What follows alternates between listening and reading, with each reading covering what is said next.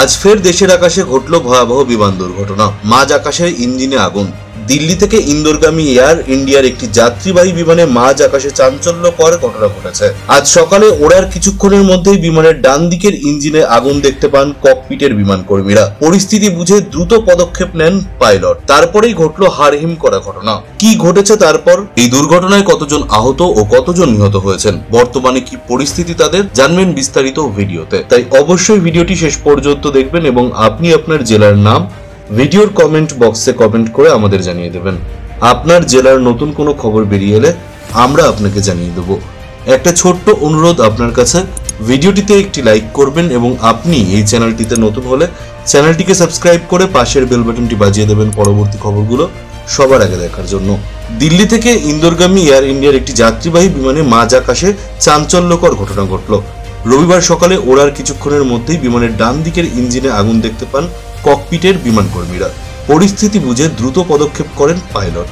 মাঝ আকাশেই ওই ইঞ্জিন বন্ধ করে বিমানটি দিল্লি বিমানবন্দরে ফেরত নিয়ে আসেন তিনি। ঘটনাটি ঘটে AI-2913 বিমানে।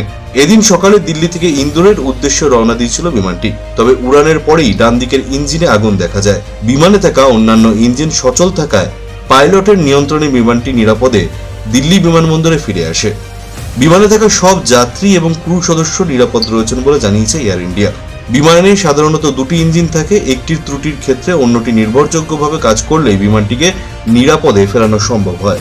তবে মাঝ আকাশে ইঞ্জিনে আগুন লাগা অত্যন্ত গুরুতর একটি ঘটনা। দ্বিতীয় ইঞ্জিনে সামান্যতম সমস্যাও ঘটলে বড় দুর্ঘটনা হতে পারত বলে মনে করছেন বিশেষজ্ঞরা।